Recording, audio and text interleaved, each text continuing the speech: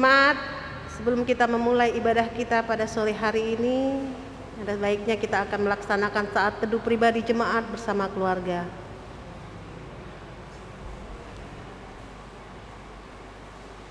Jemaat Tuhan, mari berdiri untuk menghadap Tuhan dan menyembah-Nya, serta memuliakan nama-Nya karena kasih setia-Nya besar atas kita.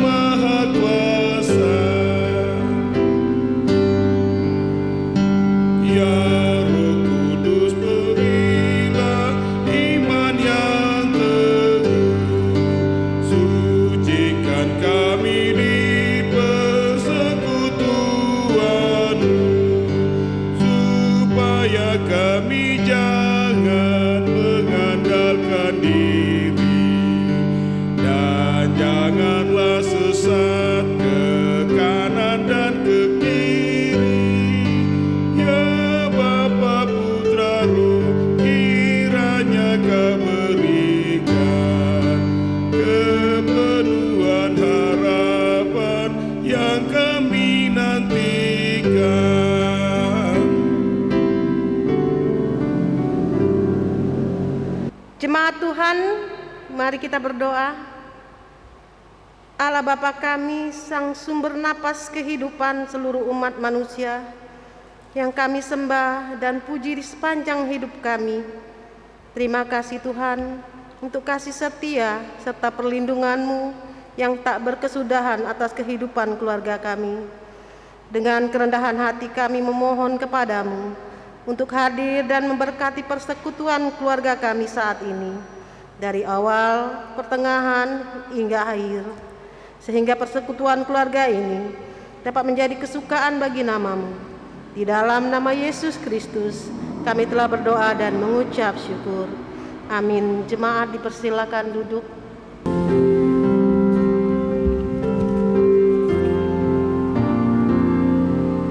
Kitab suci hartaku, tak ternilai margamu, olehmu terungkaplah siapaku sesungguhnya. Alkitab membimbingku pada juru selamatku dan membuatku sedar bila aku tak benar.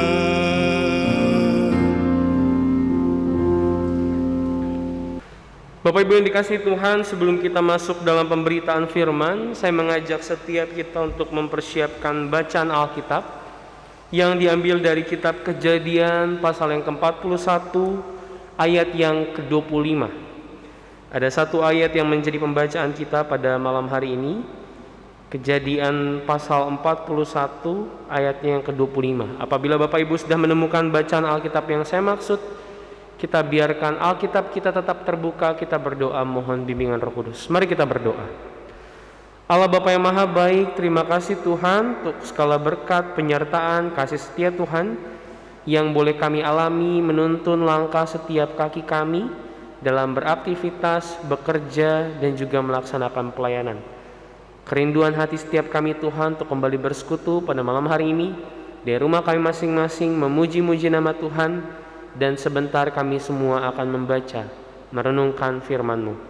Roh Kudus Tuhan berkarya dalam hati, memampukan setiap kami untuk memahami maksud firman-Mu, dan juga hamba dimampukan dalam kelemahan, kekurangan untuk menyampaikan firman Tuhan.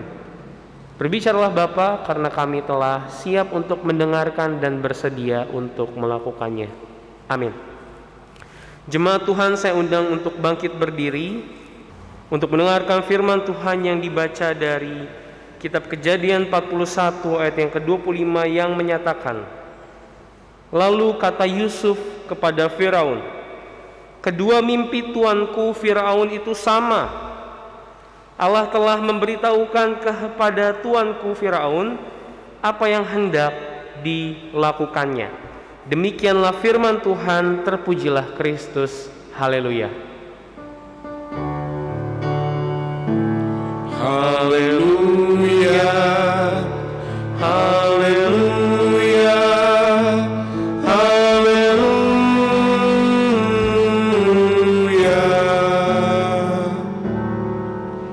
Bapak Ibu, saya persilakan untuk duduk kembali. Selamat malam Bapak Ibu, Shalom.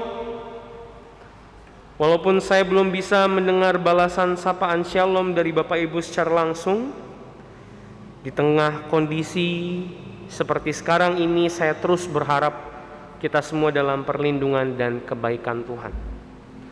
Bapak Ibu, tema ibadah pada malam hari ini berbunyi melihat tanda akan masa depan.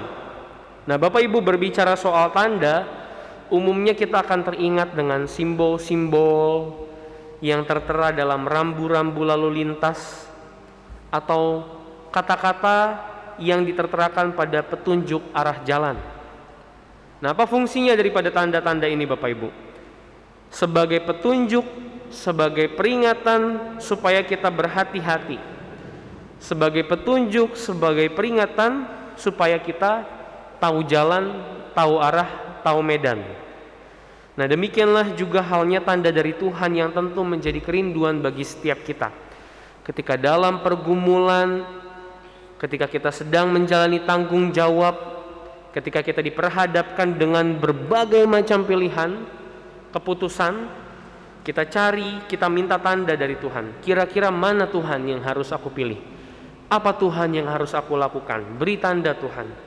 Betapa beruntungnya Bapak Ibu jika kita bisa melihat tanda dari Tuhan. Nah, dalam membaca Bapak Ibu, ketika saya menyusun khotbah ini, ketika saya membaca teks ini dan kemudian merenungkan bacaan ini, ada 3 pertanyaan yang muncul dalam benak saya dan kiranya menjadi inti khotbah dari firman pada malam hari ini. 3 pertanyaan Bapak Ibu yang muncul ketika saya membaca dan merenungkan. Yang pertama, kenapa sih Tuhan gak menentukan satu jalan aja yang terbaik tanpa kita harus memilih dan mencari-cari tanda? Kan yang jadi perkara Bapak Ibu ketika kita diperhadapkan dengan 2, 3, 4, 5 banyak pilihan, kemudian kita suruh pilih satu. Dan kiranya yang satu itu seturut dengan apa yang Tuhan kehendaki, satu itu menuntun kita pada keberhasilan, satu itu menjadi jalan kita untuk memperoleh berkat. Kenapa Tuhan gak kasih satu aja? Kenapa harus banyak jalan? Kenapa harus banyak opsi yang bisa dipilih? Kenapa harus cari-cari tanda? Itu yang pertama Bapak Ibu. Yang kedua, dengan cara apa Tuhan memberi tanda terhadap kita?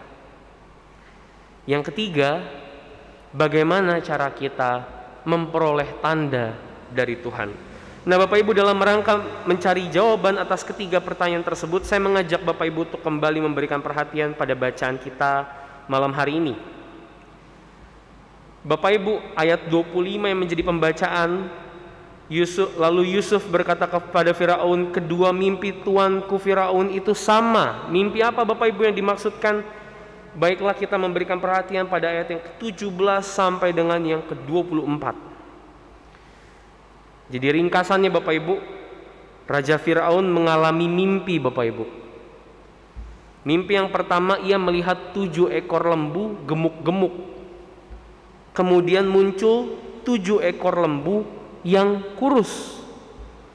Nah, kemudian 7 ekor lembu yang kurus ini memakan habis 7 ekor lembu yang gemuk tadi. Tapi yang menjadi sebuah keanehan bagi Firaun, 7 lembu kurus yang makan 7 lembu gemuk tadi tidak menunjukkan tanda-tanda kalau mereka habis makan. Jadi tetap kurus, tidak gemuk dan lain sebagainya.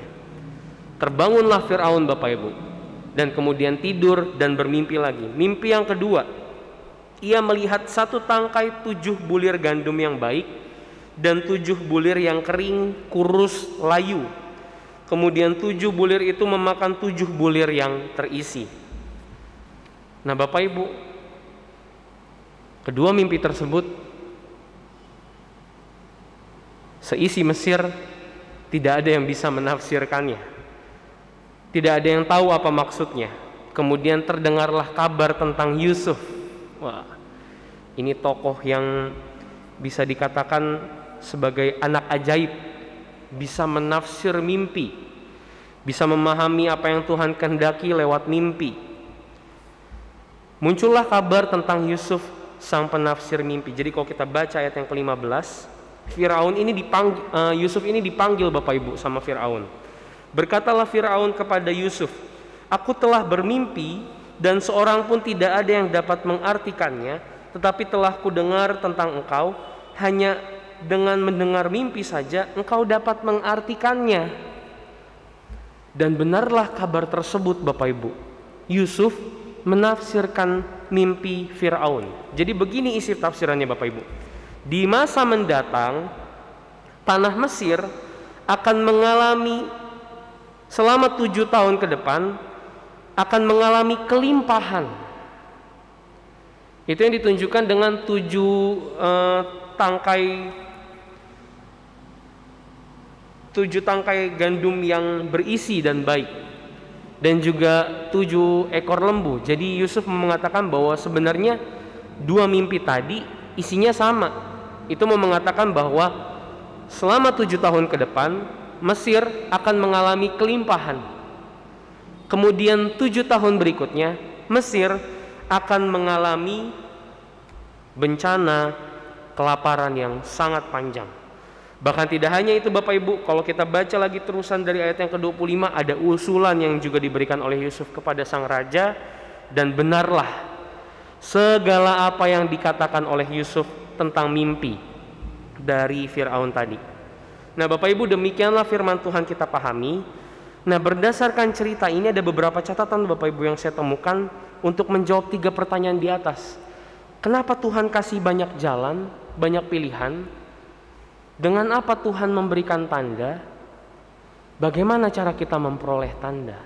Kita jawab yang pertama Bapak Ibu. Mengapa Tuhan memberikan pilihan?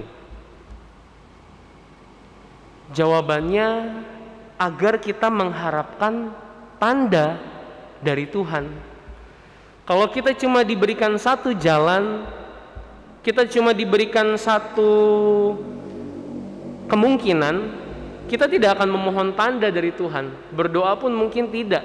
Kalau kita ingat mengucap syukur, kita berdoa. Kalau tidak berdoa Bapak Ibu, tidak minta tanda. Tuhan memberikan banyak pilihan supaya kita mengharapkan tanda. Bapak Ibu, Firaun mengalami mimpi dan mengalami pertemuan dengan Yusuf tentu bukanlah hal yang kebetulan. Ini bagian daripada rencana Tuhan. Yang pertama, kemungkinan rencana Tuhan adalah agar Yusuf memperoleh kesempatan untuk menjadi bagian dari para penguasa di Mesir. Tuhan punya rencana. Atau mungkin yang kedua juga, mungkin agar setiap orang, bahkan Firaun sendiri, percaya bahwa Allah Yusuf adalah Allah yang penuh kuasa. Firaun diberikan mimpi, ia diberikan pemahaman, ia diberikan kesempatan untuk menyaksikan kenyataan daripada apa yang ia lihat dalam mimpi dan kemudian percaya akan kebesaran Tuhan. Jadi dalam setiap pilihan yang boleh kita pilih, ada yang sesuai dengan apa yang Tuhan maksudkan, ada juga yang tidak. Supaya kita seturut dengan apa yang Tuhan maksudkan, kita minta tanda dari Tuhan. Jadi mengapa Tuhan memberikan banyak pilihan? Supaya kita menjalin relasi bersama dengan Tuhan. Kita minta. Setidaknya kita berdoa minta tanda, minta pertolongan.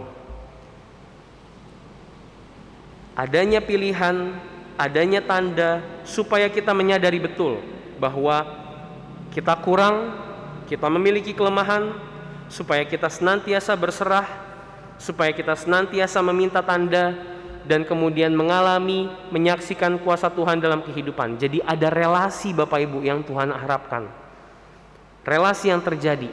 Bentuknya apa? Kita butuh, kita minta, Tuhan berikan. Kalau hanya satu pilihan yang diberikan dalam kita tengah-tengah kehidupan ini, kesempatan meminta mungkin akan percuma Bapak Ibu. Itu yang pertama Bapak Ibu. Sekarang yang kedua. Dengan apa Tuhan memberi tanda? Saya mengajak setiap kita untuk berfokus kepada dua tokoh ini Bapak Ibu. Ada Fir'aun, ada Yusuf. Fir'aun adalah seorang raja Mesir, kita bisa katakan. Apakah dia mengenal Allah yang disembah oleh Yusuf? Tidak. Jangankan mengenal Bapak Ibu, menyembahnya pun apalagi. Tidak. Tapi apakah kemudian Fir'aun mengalami tanda yang Tuhan berikan? Iya, lewat mimpi. Seorang yang tidak mengenal Tuhan, seorang yang tidak menyembah Tuhan, memberikan tanda bagi Yusuf. Sekarang saya mengajak Bapak Ibu untuk memperhatikan tokoh Yusuf. Siapa Yusuf Bapak Ibu? Tidak usah kita membaca soal silsilah Yusuf. Saya justru tertarik dengan perjalanan kehidupan yang dialami oleh Yusuf Bapak Ibu. Dibenci saudaranya, mengalami ancaman pembunuhan daripada saudara-saudaranya, dijual oleh saudara-saudaranya sendiri. Bahkan bukan hanya itu Bapak Ibu, ia mengalami fitnah daripada istri Potifar, harus masuk penjara, dan lain sebagainya. Sampai kemudian ia menjadi juru minuman dan kemudian dipercayakan oleh Fir'aun untuk menafsir mimpinya. Artinya bagi Fir'aun sendiri, Yusuf bukanlah siapa-siapa. Tapi dari yang bukan siapa-siapa, Fir'aun memperoleh tanda. Jadi apa Bapak Ibu jawabannya? Dengan apa Tuhan memberikan tanda? Dengan hal-hal yang mungkin tidak terfikirkan dengan kita. Mungkin itu datang dari hal-hal yang kita anggap remeh, mungkin itu datang dari hal-hal yang kita anggap sebelah mata, mungkin itu datang dari suami kita sendiri, istri kita sendiri, bahkan mungkin anak-anak kita sendiri, atau bahkan dari orang-orang yang tadinya kita pandang sebelah mata. Oleh sebab itu Bapak Ibu, adalah perlu kita untuk mengutamakan sikap rendah hati ketika kita mengharapkan untuk mendengar atau melihat atau mengetahui tanda yang hendak diberikan oleh Tuhan. Karena ada begitu banyak cara yang Tuhan bisa pakai, dan begitu banyak cara yang Tuhan pakai itu terkadang tidak terselami dengan apa yang kita pikirkan. Yang kedua Bapak Ibu. Sekarang yang ketiga, pertanyaan terakhir, bagaimana memperoleh tanda? Bapak Ibu, kalau kita baca pada ayat yang ke-25, Allah telah memberitahukan kepada tuanku Fir'aun apa yang hendak dilakukannya. Saya kalau bisa menyimpulkan seperti ini, kalau saya memposisikan diri sebagai seorang Yusuf dan kemudian bisa menyimpulkan perkataan yang seperti demikian, seakan-akan menunjukkan saya memiliki relasi yang begitu dekat dengan Tuhan. Saya mengajak Bapak Ibu kembali untuk melihat perjalanan kehidupan Yusuf yang tadinya dibenci, hendak dibunuh, dijual, mengalami fitnah, masuk penjara dan lain sebagainya. Tapi bagaimana sikap hidup Yusuf Bapak Ibu? Apakah kemudian ia berubah menjadi penjahat? Apakah kemudian ia berubah menjadi sosok yang membenci saudara-saudaranya? Apakah kemudian ia menjadi sosok yang marah dan kemudian tidak lagi menjalin relasi yang baik dengan Tuhan? Jika kita mengingat bagaimana kejadian ia digoda oleh istri Potifar dan kemudian ia menolak, di situ kita bisa melihat bahwa begitu besar rasa setianya Yusuf terhadap Allah, menjaga kesucian, tidak mau menerima ataupun mengambil apa yang bukan haknya. Jadi Bapak Ibu, ketika kita mengharapkan untuk memperoleh tanda, persiapkanlah diri dengan sebaik mungkin. Jauhi apa yang jelas-jelas Tuhan tidak ingin untuk kita lakukan. Jalin relasi bersama dengan Tuhan dengan cara yang baik. dan senantiasa mengandalkan Tuhan dalam kehidupan, seperti apa yang dilakukan oleh Yusuf, sang penafsir mimpi.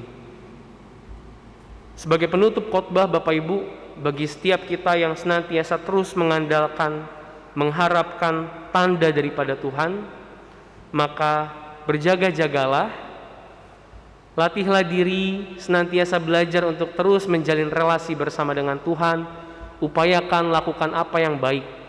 Dengan demikian Tuhan akan berkenan memberikan kita jalan keluar, sehingga segala sesuatu yang boleh kita pilih, apapun yang kita putuskan, seturut dengan apa yang Tuhan kehendaki dan menjadi berkat bagi setiap kita.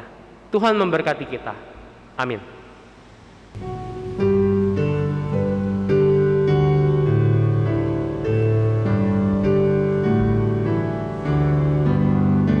Serahkan pada Tuhan seluruh jalanmu, kuatirmu semua ditanggungnya penuh, sedangkan angin lalu dituntun tangannya, pun jalan di depanmu Tuhan mengaturnya.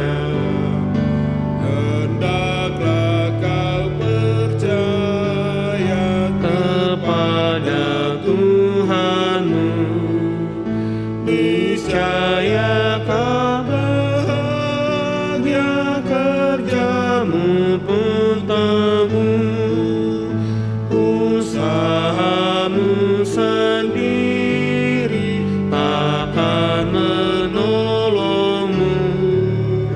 Tuhanmu mengingini doamu yang teguh.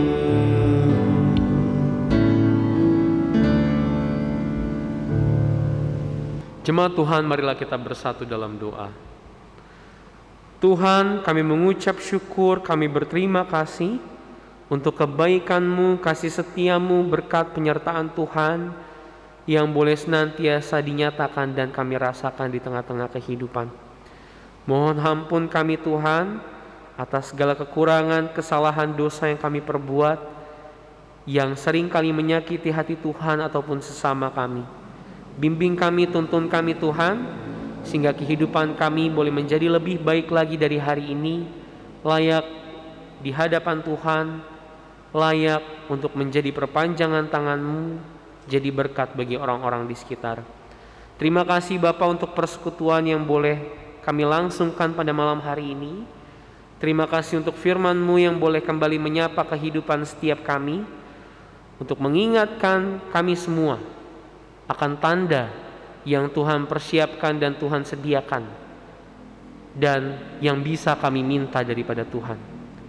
Tuntun kami Tuhan untuk menjadi pribadi yang baik, yang senantiasa setia, berharap dan mengandalkan kuasa Tuhan tengah-tengah kehidupan. Ajar kami Bapa untuk senantiasa terus mengandalkan kuasa-Mu tengah-tengah kehidupan ini. Biarlah Tuhan kami senantiasa menjadi pribadi-pribadi yang terus berharap tanda dan mengharapkan sesuatu yang baik yang Tuhan boleh berikan, dan juga apa yang boleh kami lakukan di tengah-tengah kehidupan. Ajar kami Tuhan untuk tidak memandang sebelah mata orang-orang di sekitar kami, yang Tuhan juga boleh tempatkan dalam kehidupan ini, yang senantiasa memberikan nasihat, pertolongan, masukan, bahkan juga menopang kehidupan. Allah Bapa yang Maha Baik, kami berdoa untuk setiap kami yang boleh hadir dan beribadah di rumah kami masing-masing, kami jemaat-Mu, GPIB, Peniel Palembang, Sektor 1, 2, 3, 4, dan juga jemaat simpatisan yang boleh turut bergabung. Kiranya Tuhan rawat kehidupan kami, Tuhan jaga kami, sertai kami, jauhkan kami dari sakit penyakit, mara bahaya, orang-orang yang ingin mencelakai. Berlimpah-limpah berkat Tuhan dalam kehidupan kami. Berkati Tuhan pekerjaan usaha yang boleh kami lakukan, agar boleh membuahkan hasil yang baik, bahkan turut menjadi berkat bagi orang-orang di sekitar kami. Allah Bapa yang Maha Baik, kami mohon hikmat kebijaksanaan-Mu dalam melaksanakan setiap tugas dan tanggung jawab sebagai orang tua tengah-tengah keluarga, sebagai suami istri, sebagai anak-anak, sebagai siapapun kami Tuhan, dimanapun kami berada, bukan menjadi batu sandungan, melainkan boleh menjadi garam dan terang bagi dunia ini. Tuhan, COVID-19 masih menjadi bagian dalam kehidupan kami. Ada ketakutan-ketakutan yang kami alami, tapi tidak mengurangi semangat kami, pengharapan kami untuk senantiasa menantikan mujizat dari Tuhan. Kami berdoa untuk setiap mereka yang pada saat ini mengalami sakit Tuhan, COVID-19 atau apapun itu. Kami berdoa untuk setiap mereka yang mengalami kelemahan tubuh atau dalam masa-masa proses pemulihan. Kami percaya Tuhan Sang Maha Tabib. Oleh sebab itu kami mohon Tuhan berkuasalah dalam kehidupan mereka. Berkati apapun Tuhan yang boleh masuk ke dalam tubuh, atau siapapun Tuhan tangan-tangan yang boleh merawat, menjadi sumber pemulihan, boleh kembali sembuh, boleh bersuka cita memuji nama Tuhan atas kesembuhan yang dialami, kembali melangsungkan aktivitas pekerjaan pelayanan, terlebih-lebih Tuhan kembali pulang berkumpul bersama dengan keluarga terkasih.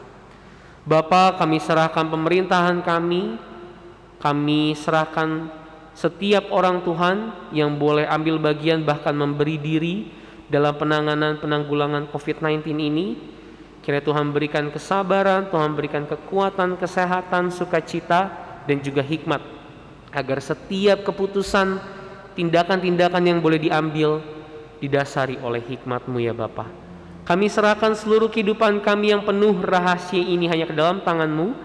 Peliharalah kami di dalam nama anak-Mu Tuhan kami Yesus Kristus, Juru Selamat yang hidup, yang telah mengajarkan kami berdoa.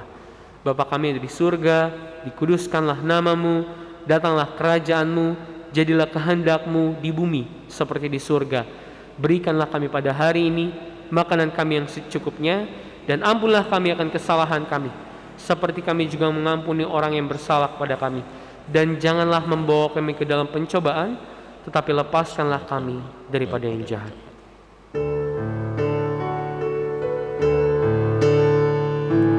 Karena Engkaulah yang mempunyai kerajaan dan kuasa dan kemuliaan sampai selama-lamanya.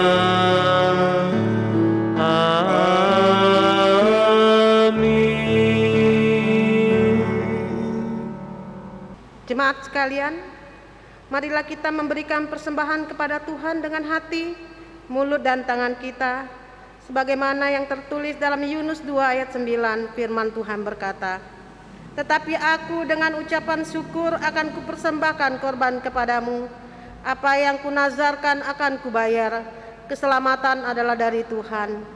Demikianlah firman Tuhan. Tuhan memberkati kita dan persembahan kita.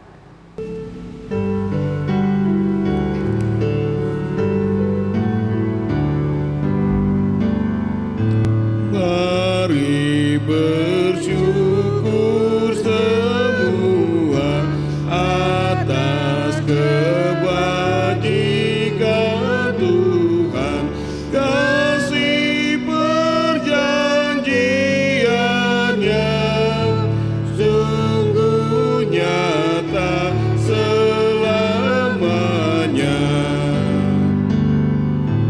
Langit bumi ciptaannya mencerminkan kuasanya, kasih perjanjiannya sungguh nyata selamanya.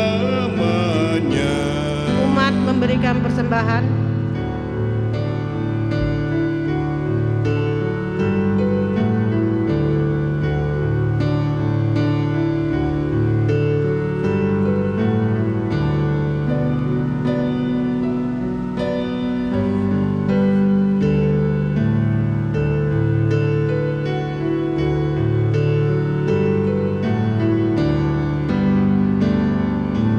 Mari bersyukur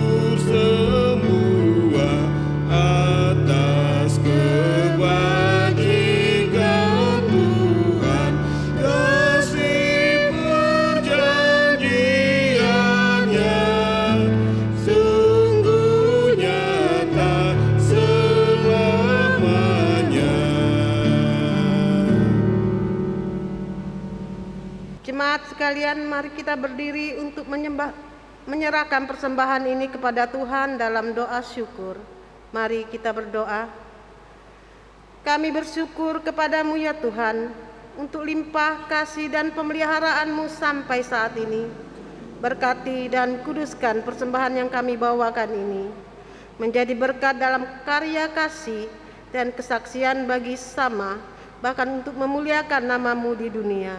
Dalam namamu Yesus Kristus, Sang Sumber Berkat, kami telah berdoa. Amin. Jemaat Tuhan, masih dengan tetap bangkit berdiri, kembalilah ke dalam kehidupan sehari-hari dan laksanakanlah firman Tuhan yang telah kita dengar.